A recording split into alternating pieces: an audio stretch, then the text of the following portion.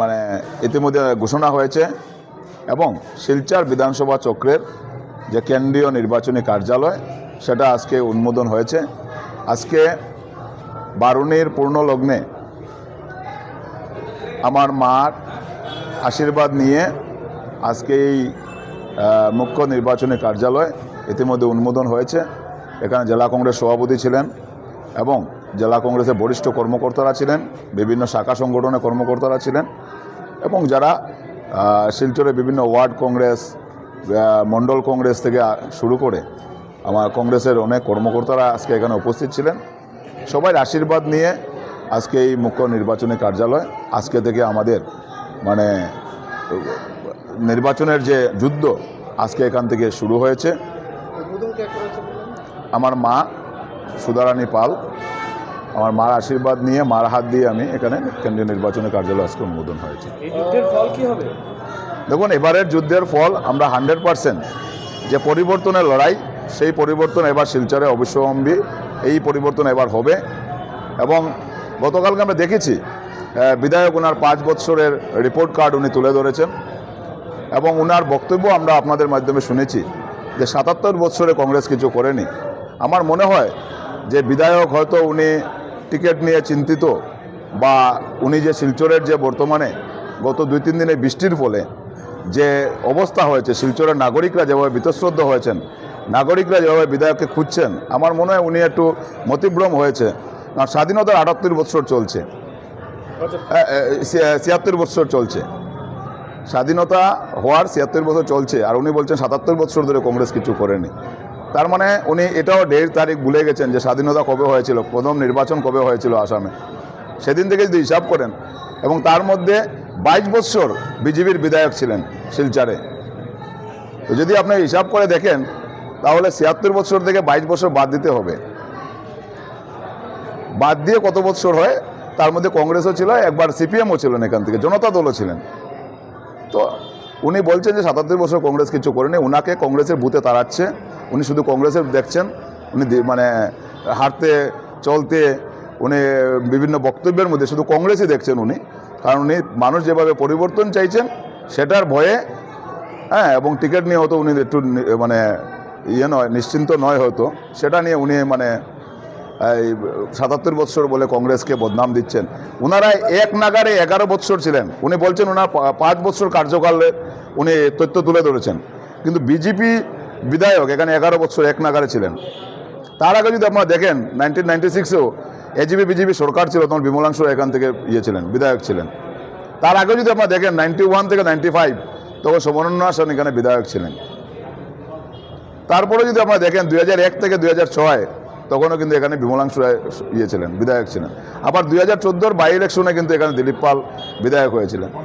2016-তে যখন আসামে এবং কেন্দ্রে ওনাদের ডাবল ইঞ্জিনের সরকার ছিল, তখন দিলীপ পাল এখানে বিধায়ক ছিলেন এবং দীপায়ন চক্রবর্তী 2021-এ বিধায়ক হয়েছেন। তারপরে ওনারা বলেন যে 5 বছরের কার্যকাল। ওনার 5 বছরের রিপোর্ট কার্ড শিলচর শহরে নাগরিকরা তৈরি করে রেখেছেন। সেই রিপোর্ট কার্ড ইতিমধ্যে নাগরিকরা আমাকে পাঠাচ্ছেন যে বর্তমান বিধায়কের পারফরমেন্স রিপোর্ট। তার মধ্যে যদি আপনার পারফরমেন্স রিপোর্ট দেখেন তাহলে ওনার প্রথম লেখা হয়েছে বৃষ্টির যে জমাজলের নিষ্কাশন আজকে পর্যন্ত শিলচর শহরে হয়নি। আজকে বৃহত্তর বিলপাড় থেকে শুরু করে আপনার এই শরৎপল্লী লিঙ্ক রোড, এটাকে একটা রিজার্ভার বানানো হয়েছে এই সুনাই রোডের রাস্তা দিয়ে। এই রাস্তা হওয়াতে আজকে জমাজলে একটা রিজার্ভার হয়েছে। আজকে এই অবৈজ্ঞানিক পদ্ধতিতে শিলচরের রাস্তাঘাট করার জন্য, ড্রেন করার জন্য আজকে প্রত্যেকটা জায়গাতে দেখা যায় আজকে সামান্য বৃষ্টির ফলে, এখন পর্যন্ত বর্ষা আসেনি, গ্রীষ্মকাল আসেনি, এই বৃষ্টিটা আমরা সবসময় আশা করি মাঘ ফাল্গুনে একটু বৃষ্টি হবে। এই বৃষ্টিতে আজকে শিলচর শহরের প্রায় 50% জায়গাতে দেখা যায় ঘরের ভিতরে মানুষের নালা নর্দমার আবর্জনার জল। আজকে ট্রাফিক সমস্যা সমাধান উনি দেখেছিলাম আমরা 2025 ইংরাজিতে, আজকে যখন করা হয়েছিল এই ট্রাফিক ইন্টেন্সিভ যেটা সিস্টেম, সেটা চালু করার জন্য ফেব্রুয়ারি মাসে আমরা দেখেছিলাম এখানে অনুমোদন করা হয়েছিল প্রেমতলাতে, আজকের দিন পর্যন্ত চালু হয়নি। 2টা ফ্লাইওভারের ঘোষণা ছিল, আজকে শুধু দেখেছি আমরা শিলান্যাস হয়েছে। ঠিক নির্বাচনের একদিন আগে শিলান্যাস করা হয়েছে, 5 বছরের কালে ওনার হয়নি। আজকে স্মার্ট সিটি করার ছিল, আজকে কি স্মার্ট সিটি হয়েছে শিলচরবাসী সবাই জানেন। আজকে যখন মিউনিসিপ্যালিটি নির্বাচন, উনি আজকে 10 বছরের মধ্যে নির্বাচন করাতে পারেননি। আজকে এই নির্বাচন না হওয়াতে শিলচর শহরের মানুষ পৌর যে সেবা, সেই সেবা থেকে মানুষ বঞ্চিত। এই পৌরসভাটাকে ওনার আতুরঘর বানিয়ে নিয়েছেন। আজকে এইসব রিপোর্ট কার্ড শিলচরের নাগরিকরা তুলে ধরেছেন। আজকে ওনার পারফরমেন্স শিলচরের নাগরিকরা জানেন। এবং বর্তমান ডাবল ইঞ্জিনের সরকার বরাক উপত্যকাকে বিশেষ করে কিভাবে অবহেলিত করেছে, বঞ্চিত করেছে, সেটার জবাব মানুষের 26-এ নির্বাচনে দেবেন। তাদেরকে চাবুক চালানো এবার বন্ধ করতে হবে।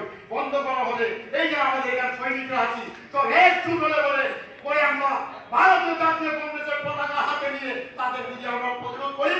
আমরা মানুষ আমাদের সাথে আসবে, আমাদের মানুষ এবার সমগ্র আসাম আমাদের বড় প্রভুর সাথে আছে এবং সমগ্র কাঁচার কংগ্রেসের সাথে আছে। আর বিশেষ করে আগামী 26-এর যে 9 এপ্রিল, এই এপ্রিল পর্যন্ত আমরা একদম আমরা যদি সবাই ধরে ভোট ভিক্ষা করি, আমি দৃঢ় বিশ্বাস এইবার আমাদের জয় নিশ্চিন্ত। কেননা আজকের দিন পর্যন্ত আমরা টিকিট ঘোষণা করতে পারবো না, কাকে দেবে ওরা ভয় পেয়ে গেছে, তাদের কাকে টিকিট দেবে এখন তো পারছে না তারা। তাই আমরা বরাককে ভালো রেজাল্ট করে আমরা দিসপুরে বাড়াবো এবং অভিজিৎ পালকে শিলচর বিধায়কের শিলচর সমস্যার যেগুলো প্রধান সমস্যাগুলো আছে সেইগুলো সমস্যা আপনাদের সাথে বসে জনগণের সাথে বসে এইগুলো দিসপুর থেকে আদায় করতে পারবে আমার দৃঢ় বিশ্বাস। জয় হিন্দ। আমি একতা শিবিরে প্রথম শিবিরে যাই, সে শিবিরে দেবদীপ দত্ত সদরাচার্যীরা ছিলেন। সেই দিন থেকে আমি কংগ্রেস করি এবং আমার শরীরে কংগ্রেসের একটাও কালো দাগ নেই।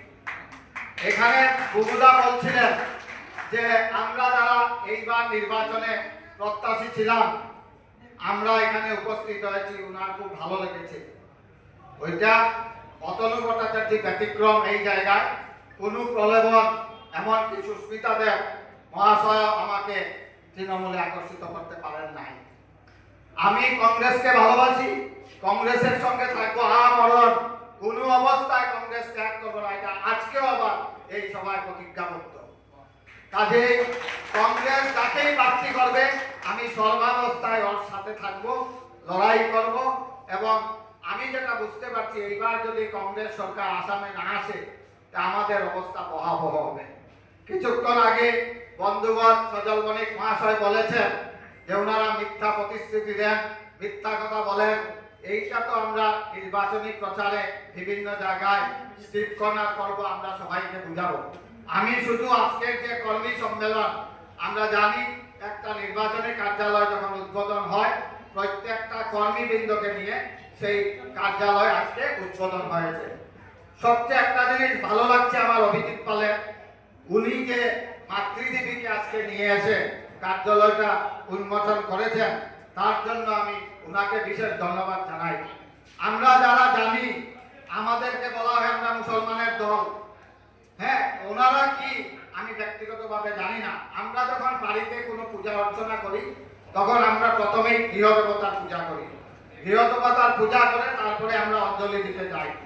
আজকে যে অঞ্জলি অভিজিৎ পাল দিয়েছে মাতৃদেবীকে স্মরণ করে মাতৃদেবীর পূজা করে যে কার্যালয় আজকে উদ্বোধনী হয়েছে, আমার মনে হয় ওর জয় কেউ আটকাতে পারবে না।